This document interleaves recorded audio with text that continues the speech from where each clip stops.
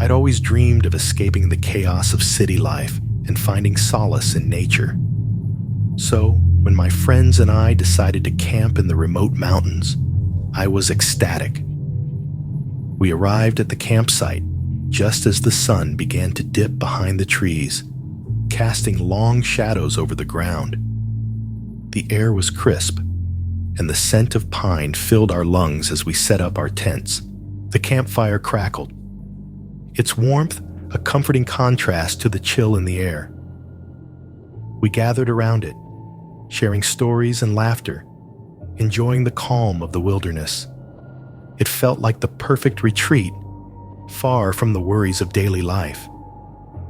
However, as the night deepened, the forest around us seemed to come alive with strange noises. I glanced up at the sky, the stars peeking through the canopy of leaves, and felt a shiver. Something was off. It wasn't just the occasional snap of a twig or the distant hoot of an owl. There was an underlying tension, a sense of being watched. I tried to brush it off, attributing it to the unfamiliarity of the surroundings. Suddenly, one of my friends, Jake, pointed towards the edge of the campsite. "Did you see that?"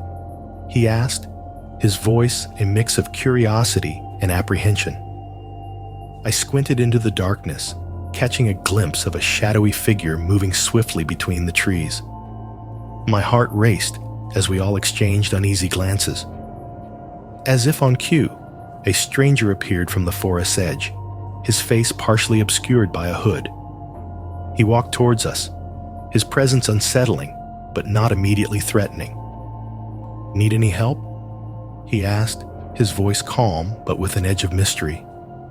We hesitated, unsure of whether to welcome him or send him away.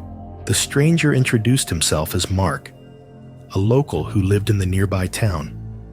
We were hesitant, but his warm demeanor and the fact that he was from the area put us at ease. He joined us by the fire, and we offered him some food and drink. As we chatted, Mark told us about the area's history and mentioned an old legend about the mountain. He spoke of an ancient ritual performed by the region's original inhabitants to protect the land. According to him, the ritual involved a mysterious object that was believed to ward off evil spirits. My curiosity was piqued when he casually mentioned that such objects were still sometimes found around the forest, though their exact locations were shrouded in secrecy. Later that evening, as we walked back to our tents, one of my friends stumbled upon something unusual, half buried in the dirt. It was an old, intricately carved pendant, clearly ancient and out of place. We gathered around, examining it closely, and Mark's eyes widened with recognition. "That's the kind of object I was talking about," he said, with a hint of excitement. Despite the eerie coincidence, Mark reassured us that the pendant was likely harmless. Still, we couldn't shake the feeling of unease. That night, the wind howled through the trees, and the pendant seemed to emit a faint, unsettling glow. We tried to dismiss it as our imagination, but the tension lingered, making it hard to sleep. By morning, the pendant was gone. We searched the campsite thoroughly, but it had vanished without a trace. The only clue was a faint cryptic note left behind in its place, reading, "Protection is not always what it seems." Mark's calm expression didn't help to ease our growing anxiety as we wondered about the true nature of the pendant and its origins. The day began with an overcast sky, the air heavy with the threat of rain. Despite the gloomy weather, we decided to explore the forest, hoping to find some answers or clues about the missing pendant. Mark guided us to a nearby trail, his knowledge of the area apparent as he navigated the dense woods with ease.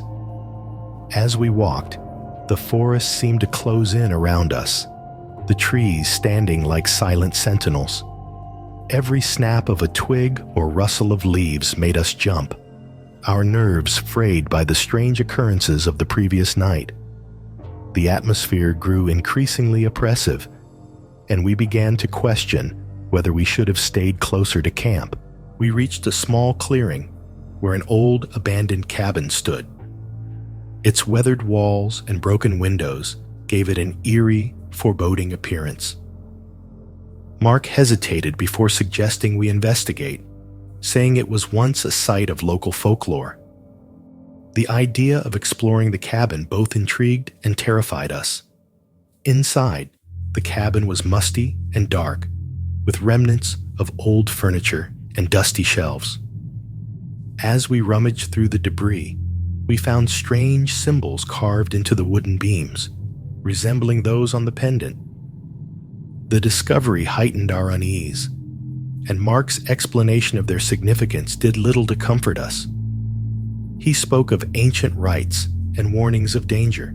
We left the cabin, feeling more unsettled than ever. As we made our way back to camp, the sky opened up and rain began to pour, drenching us. The storm's fury mirrored our inner turmoil, and we returned to the campsite soaked and exhausted. The pendant was still missing, and the cryptic note remained our only clue to the mystery that deepened with every passing moment. The storm continued throughout the night, its relentless pounding on the tent fabric a constant reminder of our unsettling predicament. We huddled inside, trying to stay warm and dry, but sleep was elusive. The fear and anxiety from the previous days hung heavy in the air, making every creak of the tent seem ominous. By morning, the storm had passed, leaving a thick fog draped over the forest. The campsite was eerily quiet, the usual sounds of birds and rustling leaves muffled by the mist. We decided to take one last look around the area, hoping that the storm might have unearthed the pendant or provided new clues. As we scoured the forest floor, we stumbled upon a hidden grove, its entrance partially obscured by overgrown vegetation. The grove seemed oddly serene, with sunlight filtering through the trees and a small, clear stream running through it. At the center of the grove was a large, flat stone covered in strange carvings. We approached the stone cautiously, our curiosity piqued by its unusual markings. Mark examined it closely, noting that the symbols matched those on the pendant. His expression was one of both awe and concern as he explained that this site might be a focal point for the ancient rituals he had mentioned earlier. Suddenly, a sense of calm washed over us, as if the grove was somehow protective. It felt as though the forest itself was guiding us toward some kind of resolution. As we left the grove and headed back to camp, we felt a renewed sense of hope, believing that perhaps the answers we sought were within reach. When we arrived at the campsite, we were surprised to find the pendant lying on the picnic table, as if it had been placed there deliberately. The tension of the past few days seemed to lift, and a sense of relief and accomplishment settled over us. We couldn't help but feel that we had uncovered something significant, and Mark's mysterious aura seemed to have dissipated. With the pendant back in our possession, we felt a mix of triumph and relief. The sun was shining brightly as we packed up our campsite, the once ominous atmosphere now replaced with a sense of clarity and calm. Mark's demeanor had become more relaxed, and he seemed genuinely pleased that we had resolved the mystery. Before leaving, Mark invited us to visit his home in the nearby town, offering to share more about the local history and the significance of the pendant. We accepted, curious to learn more about the legends and the truth behind the object that had caused so much unease. His hospitality felt like a warm end to our strange adventure. As we drove to Mark's house, the landscape transformed from dense forest to charming countryside. Mark's home was a quaint, well-maintained house filled with local artifacts and historical memorabilia. He shared stories of the region's past, shedding light on the ancient rituals and the protective nature of the pendant. Mark explained that the pendant was indeed a relic from a time when the land was believed to be cursed. It had been used to safeguard the area, and its presence had kept us safe during our stay. He assured us that the pendant had served its purpose and that we had unknowingly completed an old, protective tradition. As we left Mark's home and headed back to the city, we felt a profound sense of closure. Our camping trip, which had begun with such mystery and fear, ended on a positive note. The strange experiences had brought us closer together and left us with a memorable story about the true nature of protection and the power of ancient traditions. The summer sun was relentless as my friends and I arrived at the remote campsite deep in the forest. We were eager to escape the daily grind and immerse ourselves in nature. The campsite was surrounded by tall trees, their leaves whispering secrets as the wind rustled through them. As we set up our tents, the serene beauty of the forest seemed to promise a perfect getaway. By late afternoon, we had our campfire roaring and were enjoying the calm, isolated surroundings. The distant sound of a river added to the peaceful ambiance. As night fell, a sense of isolation set in, amplified by the darkness and the endless expanse of trees surrounding us. We huddled around the fire, sharing stories and laughs. A sudden chill swept through the campsite, and the mood shifted.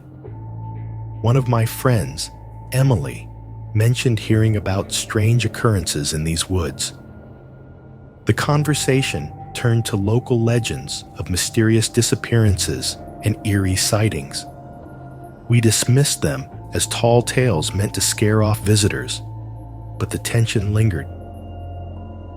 Later that night, a faint glow appeared on the edge of the campsite.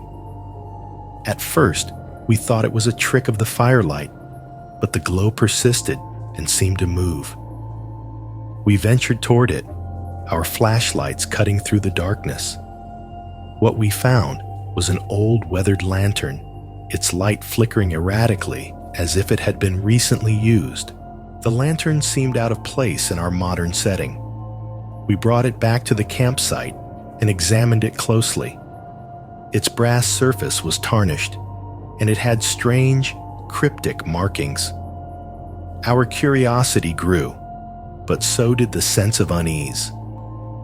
Little did we know, this lantern would lead us into a mystery far deeper than we had anticipated. As we examined the lantern, its flickering light cast eerie shadows on our faces. The markings on the brass seemed to form an intricate pattern, almost like a code. Emily suggested we try to decipher it, believing it might reveal something significant. We spent the next hour huddled around the lantern, our flashlight beams illuminating the symbols. The forest around us grew eerily quiet, as if holding its breath. The absence of natural sounds heightened our sense of foreboding. The more we studied the lantern, the more uneasy we became. Each new symbol seemed to add to a growing feeling of discomfort, as if we were on the brink of uncovering something that was meant to remain hidden. Just as we began to feel overwhelmed, the lantern's light dimmed and then extinguished abruptly. We were plunged into darkness, our flashlight beams flickering weakly as we tried to relight the lantern. Our attempts were futile, and a palpable sense of dread settled over us. The silence of the forest now felt oppressive. In the quiet that followed, we heard a distant haunting sound, a low, mournful wail carried by the wind. We exchanged nervous glances, trying to rationalize the sound as a natural occurrence. Despite our efforts to stay calm, a chill ran down our spines as the wail grew closer and louder, echoing through the trees. We decided to take the lantern and investigate further, hoping to find the source of the noise. Our search led us deeper into the forest, the lantern's darkness adding to our growing sense of unease. The shadows seemed to close in around us, and we couldn't shake the feeling that we were being watched. Our adventure had just taken a darker turn. As we ventured deeper into the forest, the faint wail continued to haunt us. The trees loomed tall and dense, their branches intertwining to form a dark canopy overhead.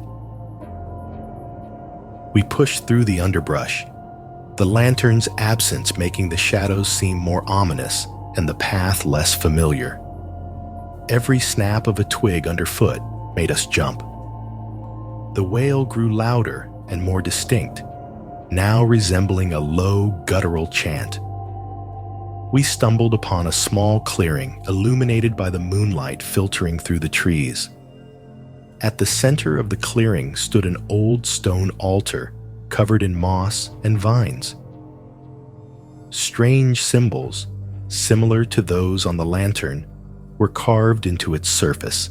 We approached the altar cautiously, the air around it feeling colder than the surrounding forest. Emily touched the altar and recoiled as if struck by an electric shock. The chant seemed to intensify, and we noticed a faint glow emanating from the symbols on the altar. Our fear turned to fascination as we realized that the symbols were glowing in response to Emily's touch. Just as we were about to investigate further, a figure emerged from the darkness at the edge of the clearing. It was a man, dressed in worn, ragged clothes, his face obscured by a hood. He stood silently, watching us with an unsettling gaze. His presence added to the already thick tension in the air. We tried to approach him, but he vanished into the forest as suddenly as he appeared. The chanting stopped abruptly, and an eerie silence followed. Our hearts raced as we turned back to the altar, hoping to understand what had just happened.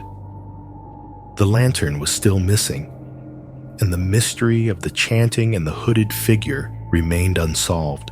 We returned to our campsite with a mix of relief and anxiety.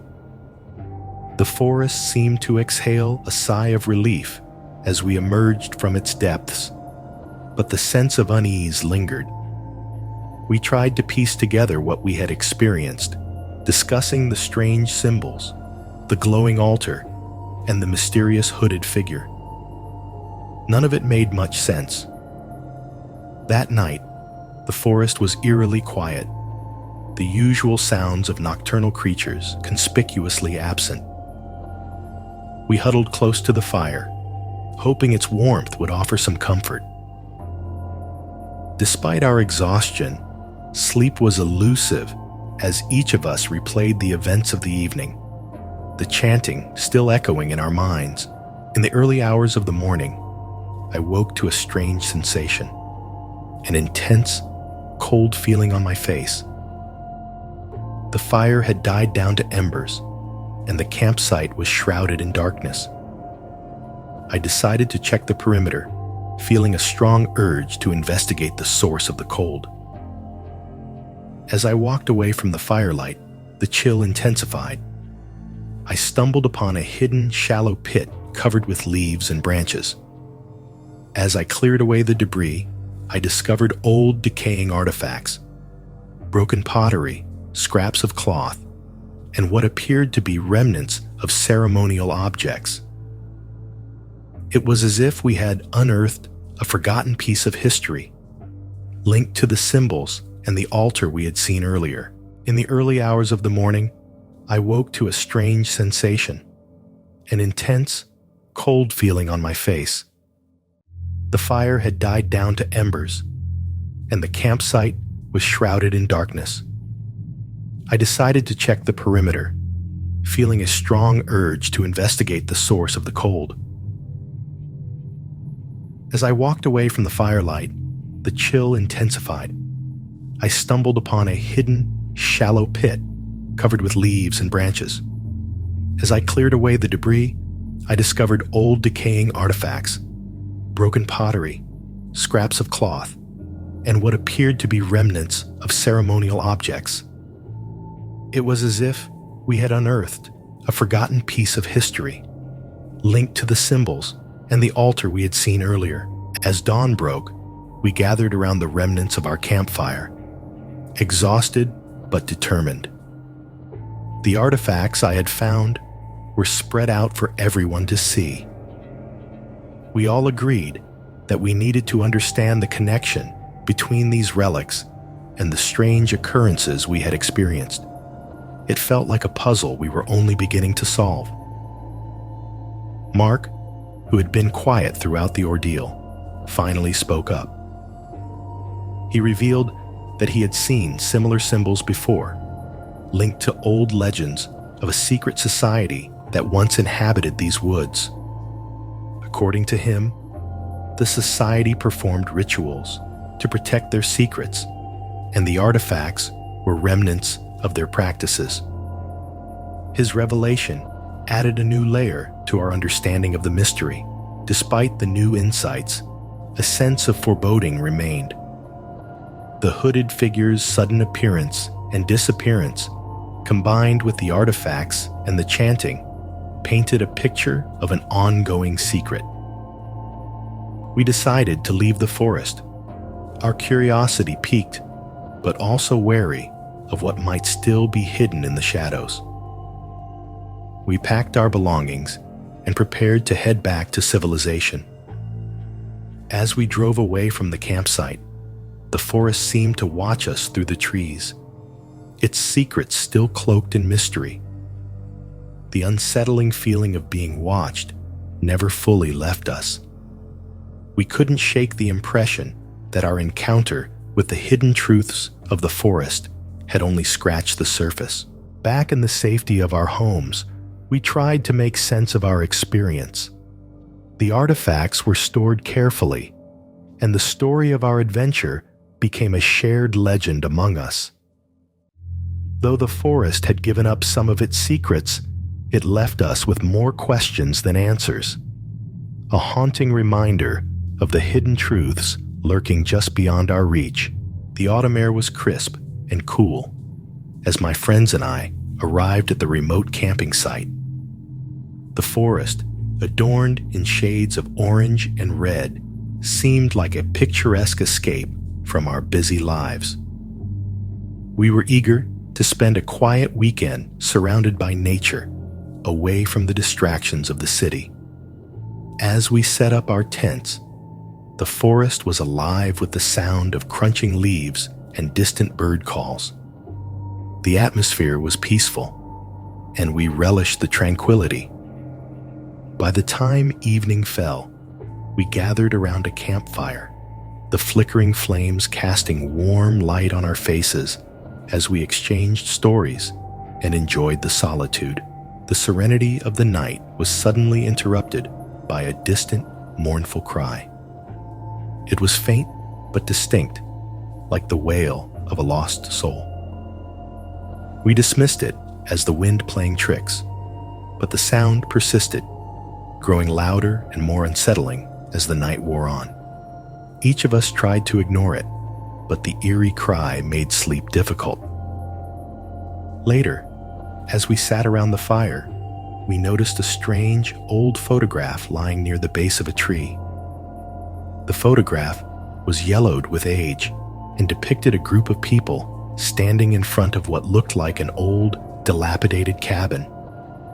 The image had an unsettling quality, with the people's faces obscured by shadows. We debated whether to investigate the cabin from the photograph or ignore it as a mere curiosity. Despite our initial reluctance, the mystery of the photograph intrigued us. We decided to explore the area the next day, hoping to uncover more about the cabin and its connection to the eerie sounds we had heard. The next morning, we set out to find the cabin from the photograph. The forest seemed different in the daylight, with the morning sun casting long shadows through the trees. We followed a faint trail that seemed to lead deeper into the woods, our curiosity driving us forward despite the lingering sense of unease. After an hour of hiking, we arrived at a small clearing. In the center stood the old cabin from the photograph, its wooden walls weathered and covered in moss. It looked as though it had been abandoned for decades. We approached cautiously, the cabin's dilapidated state adding to the eerie atmosphere. Inside, the cabin was dark and musty, with broken windows letting in slivers of light. Dust covered the floors and furniture, and old, rotting furniture lay scattered around. On one wall, we found more photographs, similar to the one we had found, but these showed different people, all with their faces obscured. The sense of dread deepened as we realized that the photographs were from various decades. As we explored, we noticed a door partially hidden behind a tattered curtain. It creaked loudly as we opened it, revealing a small basement. Hesitant, but driven by curiosity, we descended the rickety stairs, our footsteps echoing in the dark. The basement was cluttered with old trunks and strange, old objects that looked like they had been untouched for years. Among the items, we found an old journal. Its pages were yellowed and brittle, filled with handwritten entries detailing strange rituals and mysterious disappearances. The journal's last entry was dated just a few days before we arrived at the campsite. The final words were chilling. "The echoes grow louder. Soon they will come for us all." We returned to the campsite, the journal clutched tightly in my hand. The unsettling discoveries in the cabin weighed heavily on us. We gathered around the campfire, our earlier excitement replaced by a profound sense of dread. The entries in the journal hinted at something sinister, but their full meaning eluded us. As night fell, the forest seemed to grow quieter, the usual sounds of wildlife absent. The once comforting crackle of the campfire now felt menacing. We tried to decipher the journal, but the cryptic references to rituals and disappearances only deepened our unease. The mention of echoes seemed especially ominous, as if something was being summoned. Suddenly, the distant wail we had heard the previous night began again. It was closer this time, louder and more desperate. We shivered as the sound seemed to echo through the trees, reverberating around the campsite. The wail grew in intensity, creating a chilling backdrop to our growing fear. In a fit of panic, we decided to leave the campsite and return to the cabin. We hoped that by retracing our steps, we might find clues to explain the haunting cries. The forest, now shrouded in darkness, felt even more oppressive. Every rustle and shadow seemed to be alive with foreboding. When we arrived back at the cabin, it appeared exactly as we had left it. The basement door creaked open as we descended once more, only to find the basement eerily quiet. The journal was still where we had left it, but a new entry had been added, written in hurried, trembling script. "They are coming. The echoes are now." The new entry in the journal sent shivers down our spines. It was as if someone had been watching us, anticipating our return. We hurriedly scanned the basement for any additional clues, our breaths coming in shallow gasps. The oppressive darkness seemed to press in on us, heightening our anxiety.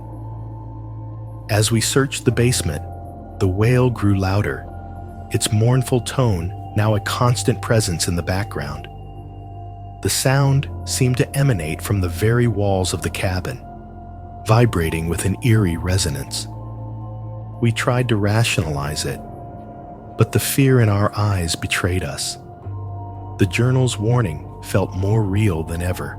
We decided to investigate the cabin's surroundings, hoping to find the source of the wail. The forest around us was dense and silent. The only sounds are footsteps crunching on the fallen leaves. The air felt heavy, and every shadow seemed to conceal a hidden danger. The sense of being watched grew stronger with each step. In a hidden corner of the clearing, we discovered a small, overgrown path leading deeper into the forest. It seemed to beckon us, its faintly visible trail suggesting that it had been used recently. Despite our trepidation, we followed the path, driven by a mix of curiosity and desperation. The path led us to a secluded grove, illuminated by a ghostly light that seemed to come from nowhere. At the center of the grove stood an ancient stone structure, partially buried and covered in thick moss. The wail was now a continuous, resonant hum, coming from within the stone structure itself. We approached cautiously, our flashlights casting jittery beams of light. Inside the stone structure, we found a chamber filled with old, faded murals depicting scenes of rituals and ceremonies. The symbols and figures on the murals matched those in the journal and on the lantern we had found earlier. The realization hit us hard. The echoes were not just sounds, but a part of a ritualistic past, something that had been disturbed and was now seeking to be completed. As we took in the sight, the wail reached a crescendo, almost deafening in its intensity. We realized that we had stumbled upon a site of ancient significance, a place where the past's echoes had become an inescapable reality. The sense of dread was overwhelming, and we understood that we were now part of a story much larger than we had anticipated. With a final desperate glance at the chamber, we turned and fled back to the cabin, the wail following us as if driven by an unseen force. The forest seemed to close in around us, the path back to the campsite feeling longer and more treacherous than ever. Our once innocent camping trip had become a chilling encounter with the supernatural, and the echoes of the past were now a part of our reality. As we stepped into the chamber, the wail intensified, almost as if reacting to our presence. The ancient murals on the walls depicted scenes of people in ceremonial robes, performing rites that seemed to involve summoning or appeasing some dark force. The eerie light cast shifting shadows on the walls, adding to the sense of foreboding. We examined the murals closely, noting the similarities to the symbols in the journal and on the lantern. The realization struck us that these rituals were likely linked to the mysterious disappearances mentioned in the journal. The sound we heard was not just an echo, but a sign of something waiting to be awakened or completed. In the center of the chamber lay a stone altar, covered in dust and cobwebs. Surrounding it were faded offerings and remnants of old, broken artifacts. It seemed that the altar had been used in rituals long ago, and the echoes were a remnant of those dark ceremonies. Our presence seemed to disturb the silence, making the wail grow louder. We turned our attention to a small, hidden alcove in the chamber, partially concealed by a tattered curtain. Inside, we found a dusty, leather-bound book. As we opened it, we discovered that it contained detailed accounts of the rituals and the entities involved. The final entries spoke of a pact made to bind an entity to the forest, ensuring its silence. Realizing the gravity of what we had uncovered, we knew we had to leave before the echoes became too powerful. The sense of urgency grew as we fled the chamber, the wail now a deafening roar behind us. As we emerged from the grove, the oppressive atmosphere of the forest seemed to lift, but the knowledge of what we had disturbed stayed with us, a haunting reminder of the past.